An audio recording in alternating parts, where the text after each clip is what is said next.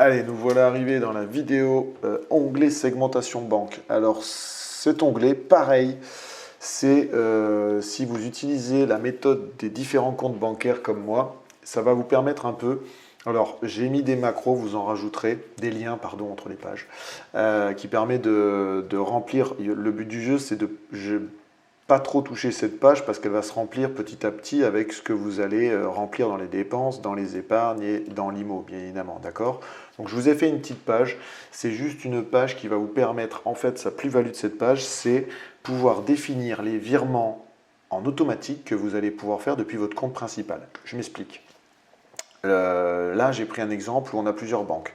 Les différentes banques, comme je vous l'ai dit, moi, j'utilise différentes banques en fonction des domaines. Donc j'ai une banque pour investir en bourse, en crypto aussi, faire du trading. J'ai une banque qui va me servir pour faire des achats sur Internet et les voyages. J'ai une banque qui me sert pour les revenus IMO.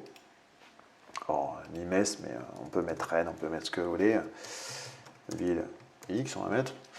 Voilà. Et j'ai une banque qui me permet pour le pro, ça si vous faites du e-business ou du e-commerce pardon, et que vous devenez un auto-entrepreneur, il faudra prendre aussi des banques pro. Voilà. Donc vous avez un total qui en fait vous donne le total des dépenses mensuelles de la banque principale, le F40. Donc si on revient, les liens Excel, hein, après on est dans les liens Excel, on s'en fiche, le F40. Le F40, il est où? Ouais, le F40, c'est parce qu'en fait, ça, là j'avais lié la ligne, je vais vous l'enlever, j'avais lié la ligne à, comment dire, à ma banque pro. Bon. Ça, c'est pour la banque pro. Enfin, bref, vous avez compris, il y a différentes banques et dans chaque banque, il y a différents domaines d'investissement et donc de revenus. Ok. Donc, je vous en ai mis quelques-uns sur lesquels je travaille que je vous ai présenté dans ma chaîne. Voilà, ça, en fait, ça va se répercuter. Donc, l'objectif, par exemple, je vous donne un exemple. On va mettre, tiens, Binance, ok. On va dire que dans l'épargne, là, voilà, dans virement récurrent, en Binance, j'ai un peu d'argent et je mets 50 euros par mois, ok. Et bien là, tout simplement, je vous montre. Vous faites un égal. Cliquez sur égal. Vous allez sur suivi d'épargne. Vous sélectionnez la case virement récurrent. Parce que c'est ce qu'on veut, c'est les virements récurrents, un pas l'initial, et on appuie sur Enter. Ok. Donc là, en gros, ça recopie la case qui est ici. Donc c'est pour ça qu'en fait, ce segmentation compte, quand vous l'aurez rempli au fur et à mesure et que vous aurez fait les liens, vous la remplirez très peu, et elle va se remplir tout seul en fonction de toutes les informations que vous aurez remplies dans les 3 autres onglets. Ok.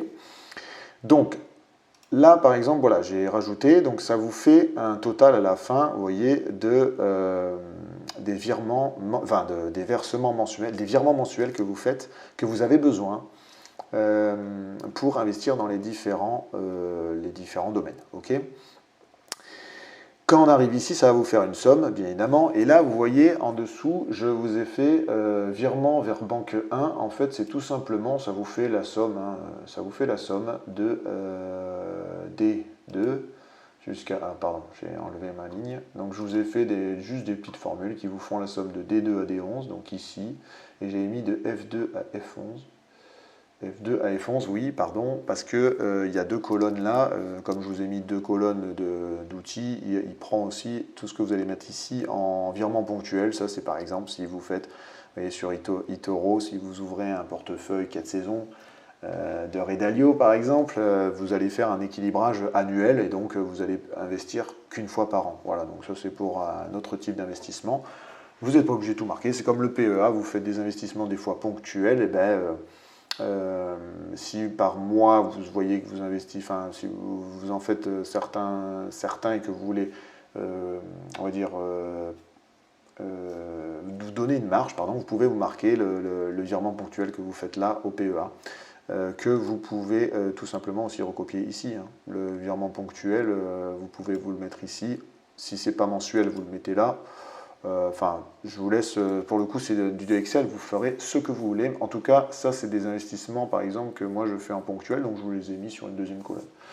Donc, arrivé en bas, vous allez avoir plusieurs sommes. Donc, on va faire la banque numéro 2. La banque numéro 2, pour les voyages, on va dire que j'ai 100 euros. Pardon, j'ai mis un point. On va dire épargne. épargne voyage.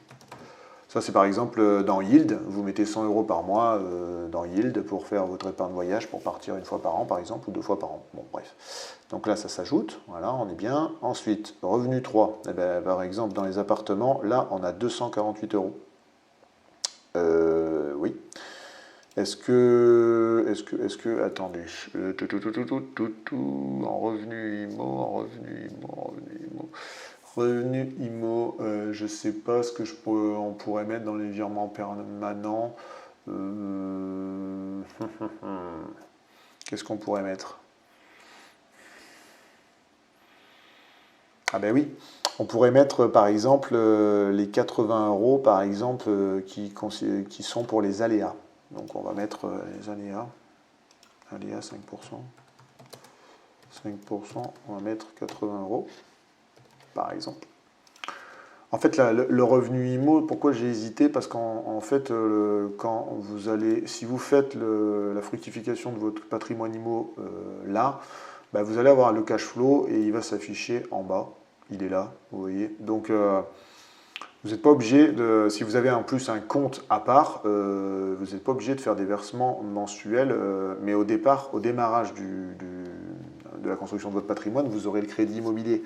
Donc, à minima, vous allez faire par exemple le virement automatique de votre banque principale vers la banque pour l'immobilier, pour votre appartement par exemple ou votre maison, pour payer le loyer et l'assurance de crédit qui va avec. Vous voyez, et les frais de chauffage par exemple. Enfin, on peut mettre, en gros, ce que vous pouvez mettre en mensualité, par exemple, au départ du coup, vous allez mettre cette mensualité-là, par exemple, 1272 €.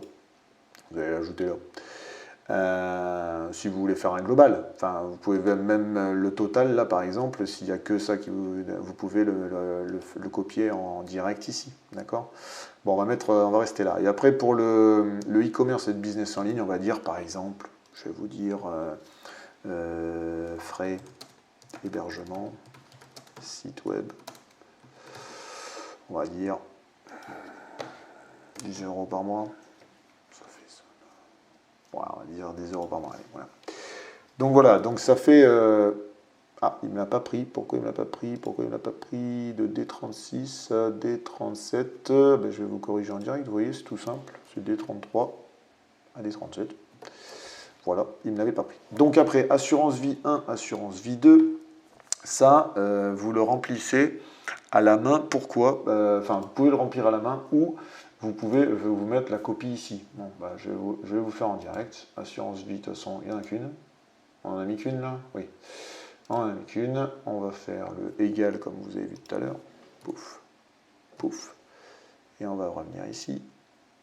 Alors pareil, les liens, il faut les faire si c'est mensualisé. Si vous faites, si c'est pas mensualisé, ça sert à rien de faire des liens, enfin de vous le marquer dans cette segmentation. Parce que quand c'est du ponctuel, le virement, vous allez le faire en direct et vous allez investir tout de suite, d'accord? Cet onglet, il est intéressant si c'est mensualisé.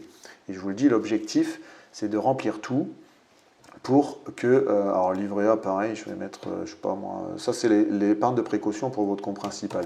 50 €. Par exemple, vous l'avez là. Hein. Ce que j'ai marqué ici, alors pardon, je me suis trompé d'onglet, c'est ce que j'ai marqué ici en épargne de précaution, ben, on avait mis 100, vous voyez, donc on va mettre 100. Allez, on va mettre 100. Voilà, donc là on avait, là ça nous fait toutes les, on va dire les flux, les virements, ça vous donne la somme et surtout les virements automatiques que vous devez programmer. Pourquoi je vous dis ça? Parce que comme je vous l'ai dit au début de la, comment dire, de la formation, l'objectif, c'est de créer une épargne de précaution qui va vous permettre ensuite d'investir dans les différents domaines que vous voulez pour pouvoir diversifier vos revenus. D'accord? Donc là, l'avantage, là dans ce cas-là, vous avez 430 € de sortant depuis votre banque principale, on va dire, parce qu'on va dire au début, vous commencez avec votre salaire. Donc, ce qu'il faut faire dès le démarrage, et ça, il faut le programmer. C'est ce que j'appelle se payer en premier. Il faut le programmer dès que vous touchez votre salaire, c'est-à-dire la semaine après que vous touchez votre salaire, ou enfin oui, la semaine après que vous touchez votre salaire, c'est le mieux. Vous programmez en automatique, s'il vous plaît, ça vous évite d'oublier et ça vous oblige surtout chaque mois à maintenir votre objectif d'épargne de précaution, vous programmez en automatique les virements qui sont marqués là. Par exemple, première semaine, vous programmez un virement automatique de 90 € vers la banque 1. La banque 1 qui vous sert à trader. Comme ça, avec chaque mois, 90 €, vous allez trader sur Binance et sur Trade Republic. D'accord? Et chaque mois, vous faites des actions d'achat de bourse et de crypto. Ensuite, vous faites les 100 € d'épargne de précaution, vous en mettez dans le livret A. Vous programmez les 100 € vers la banque numéro 2. La banque numéro 2, c'est pour votre voyage. Donc, ça vous donne la motivation. Vous allez mettre par exemple 100 € vers Yield, qui va vous permettre de faire une capsule pour financer votre voyage.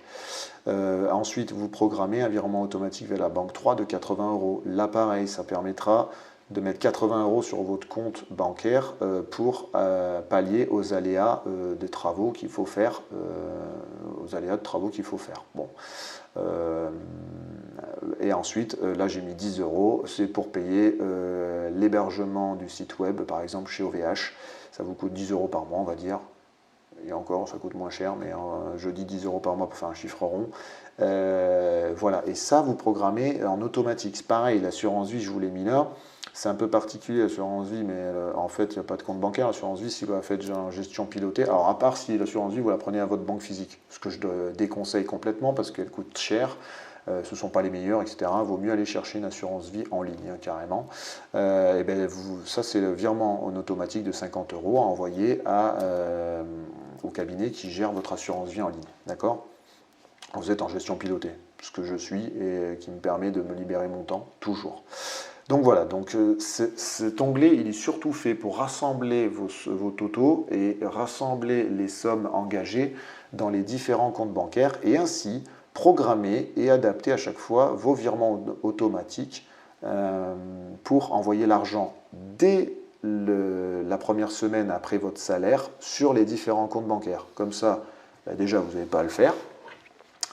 C'est assez pratique pour ça. Et surtout, l'argent part directement sur les comptes bancaires, donc ça vous oblige à vivre avec, le mois qui arrive avec ce qui vous reste sur votre banque principale. C'est pour ça qu'il faut bien faire le travail de dépenses mensuelles et d'épargne, et pourquoi pas aussi de l'IMO aussi, mais surtout la dépense mensuelle et l'épargne, pour déjà avec les dépenses mensuelles, voir combien de reste à vivre vous avez par rapport à votre salaire, d'accord?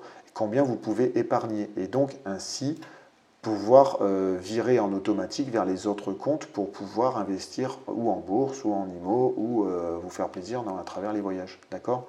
Donc cet onglet il est vraiment fait pour ça, pour programmer les virements automatiques et ainsi se payer, comme on dit et comme on le dit, se payer en premier, ce qu'il faut faire.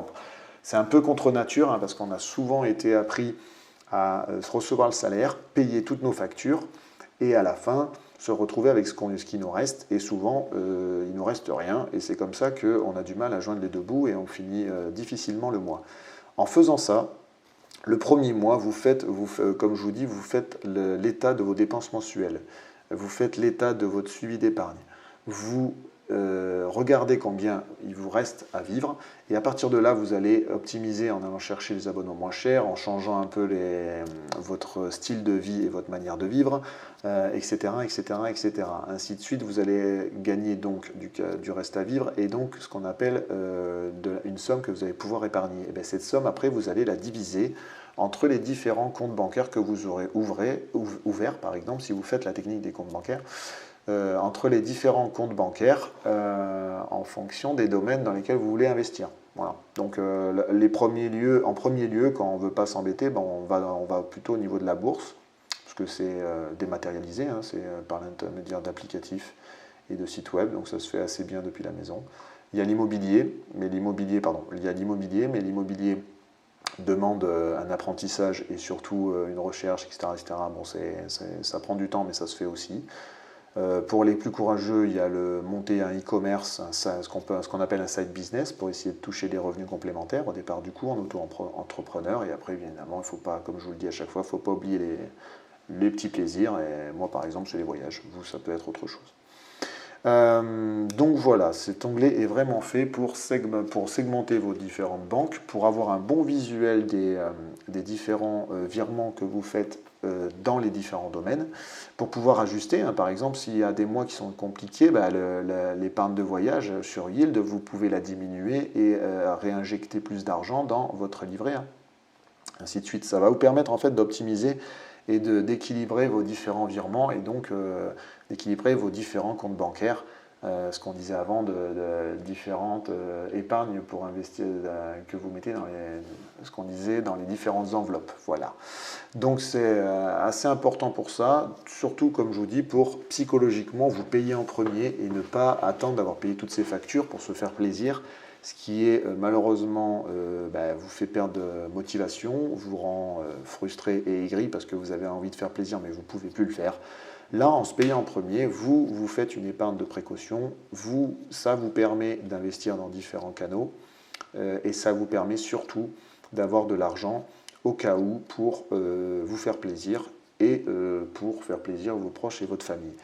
Et ça va aussi obligatoirement impacter votre manière de vivre parce que comme vous faites des virements automatiques en début de mois, ça va vous obliger à apprendre à vivre sans aller au-delà de vos moyens et voire même à diminuer votre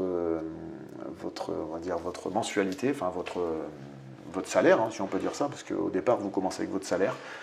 Si vous épargnez 200 euros, c'est 200 euros en moins que vous allez utiliser dans la vie de tous les jours. C'est ce qu'il faut bien comprendre et c'est surtout, comme je vous le dis, parce que je ne suis pas conseiller financier, bien évidemment, moi c'est au vu de mon expérience que je vous livre cette formation, il faut surtout, l'épargne de précaution, si vous l'investissez en bourse, etc., il faut surtout accepter que vous allez perdre cet argent, c'est-à-dire que c'est de l'argent, comme je l'ai dit, c'est de l'épargne de précaution, c'est surtout de l'argent que vous n'avez pas besoin dans vos dépenses fixes pour vivre, c'est-à-dire pour payer votre loyer, votre nourriture, etc. etc. Ne mettez pas votre famille en péril. Si vous n'avez que 50 euros de reste à vivre à la fin du mois, si vous n'avez que 50 euros là de reste à vivre, vous avez 50 euros à virer par exemple sur votre livret A. Et vous pouvez investir par exemple sur ces 50 euros, 10 euros sur Trade Republic. Vous pouvez commencer en bourse par exemple. Comme je vous dis, le fait de faire vos dépenses et surtout le fait de réfléchir à vos objectifs, définir pourquoi vous voulez gérer vos dépenses et ensuite remplir les onglets, c'est en fonction de votre situation, mais surtout ne mettez pas en péril votre vie de famille et la vie au quotidien et surtout vos dépenses fixes. Vous n'allez pas non plus vous surendetter, d'accord? Ça va surtout vous montrer les erreurs et les endroits où vous pouvez gagner de l'argent, et tant mieux pour vous, et j'espère que ça vous apportera ça.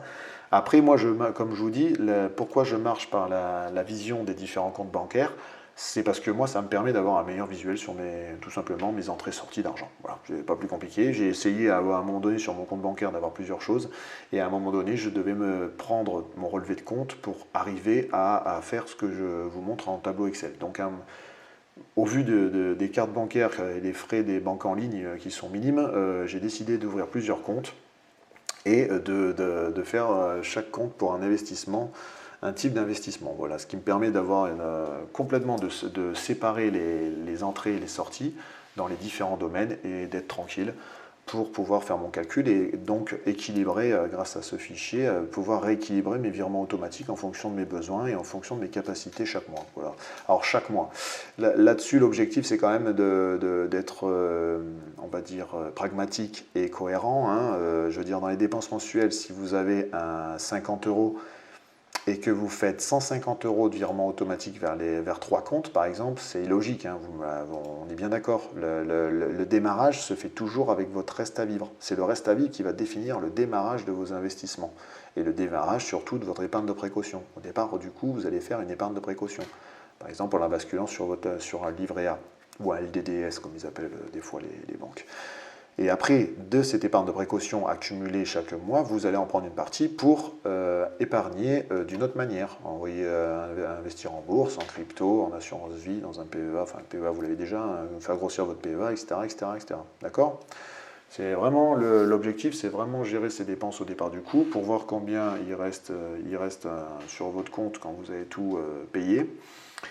Et par la suite mettre en place les automatismes et les virements pour épargner et pour faire pour débuter à construire un patrimoine qui soit immobilier ou autre. D'accord? Là, je viens de voir que par exemple, on n'a pas mis. Est-ce que j'ai mis les impôts? Est-ce que j'ai mis les impôts? Parce que les impôts, ça ramasse hein, quand même, les impôts. J'ai pas mis les impôts. Le texte de méthodation, on va le mettre dans les impôts. Voilà, on va le mettre là, allez. Impôts. Eh oui, impôts, je les ai oubliés, mais il faut les mettre aussi. Voilà. Donc je ne vous les mets pas, donc voilà, ça vous sera à remplir. Après, comme je vous dis, c'est un tableau Excel, vous pouvez le modifier comme vous voulez. Vous voyez, moi par exemple, dans les dépenses mensuelles, comme je fais des virements automatiques, j'avais marqué tous les services ici. Par exemple, je vous dis une bêtise, mais allez, prenons par exemple un exemple au hasard. On va prendre... Prenons la banque 1, la banque 1 pour le trading. Alors j'ai dit que je mettais 40 € pour Trade Republic et 50 € sur Binance. D'accord? Donc, Trade Republic. Alors vous allez me dire pourquoi je fais un doublon. C'est pas le bon exemple. C'est pas le bon exemple. Mais malgré tout, je peux le remettre ici aussi. Alors, je vais dire ça, et Binance. Je peux le mettre ici aussi parce qu'en fait, c'est de l'argent que je fais partir de ma banque principale pour l'épargner. D'accord? Le problème de faire ça, c'est qu'en fait, dans le calcul, vous allez doublonner. Non, je vous montre. Vous allez faire un doublon dans les calculs. Là, heureusement, je l'ai pris sur une page, mais en fait, vous faites des doublons. Là, vous comptez 2 fois votre virement mensuel. C'est pour ça que je ne vais pas le faire. On va vous laisser dans l'épargne. On va faire plutôt, on est dans les trades, donc on va payer, par exemple, je ne sais pas moi... on décide, dans la banque GT en plus, on décide d'ouvrir un site, donc on va faire frais site web. Ok, l'hébergement, on va le mettre à 10 € comme j'avais mis là. On est dans les trades, on décide de payer un service, c'est-à-dire un prestataire qui vous donne les actions, une formation, tiens par exemple une formation bourse. Formation bourse que vous allez payer chaque mois pour avoir les derniers conseils, vous savez les actions sur lesquelles investir, 10 €. Donc voilà. Là, par exemple, vous avez 20 € sur la banque 1, d'accord? Donc, hop, 20 € sur la banque 1. Donc là, à la banque 1, j'ai mis ça. Donc là, je rajoute formation, d'accord? 10 €, on a dit. Et on rajoute, par exemple, les frais site web, que j'ai rajouté 10 €, d'accord? Tac, tac. Alors, me dites pourquoi je ne fais pas des liens aux dépenses mensuelles. Parce qu'en fait, ça va venir, ça va s'en aller. Moi, je le fais surtout pour mon reste à vivre. Vous voyez, là, c'est des frais qui sont payés avec ma banque, mais que je fais partir de ma banque principale. Alors, pour réexpliquer, c'est de l'argent qui part de ma banque principale, que je fais un virement vers ma banque 1, là, pour le coup, qui me sert à investir en bourse. Si demain, mes gains en bourse c'est le cas de dire, mes gains en bourse me remboursent ces 20 €, je ne les mets plus là, puisque je vais les payer directement depuis ma banque 1. D'accord? Ici, il faut bien mettre dans les dépenses mensuelles tous les flux sortants, c'est ça, je cherchais le mot, tous les flux sortants de votre banque principale vers les autres banques. C'est ça qu'il faut marquer en fait. D'accord? Et les seuls que vous marquez pas ici et que vous marquez en épargne, enfin que vous remarquez pas, pardon, ici, je vais y arriver, c'est l'épargne parce que c'est un onglet complètement à part que j'ai créé. Bon, voilà. Ça, c'est tous les flux sortants. Si dans ma banque 1, j'ai fait des gains en bourse qui me permettent de payer ma mensualité et mes frais de site, je vais les enlever ici. C'est pour ça que dans ma segmentation, je décide de ne pas faire de lien. Parce que demain, je peux les avoir supprimés. D'accord? Donc justement, je vais les supprimer pour vous laisser place. À vous. Voilà, donc ça c'était le petit onglet sur la segmentation. Je vous remercie et on se retrouve pour la petite conclusion de cette formation qui j'espère va vous permettre de gérer vos dépenses et voir les optimisations et les réductions, les économies que vous pouvez faire à droite à gauche. Je vous remercie encore de me suivre. À tout de suite.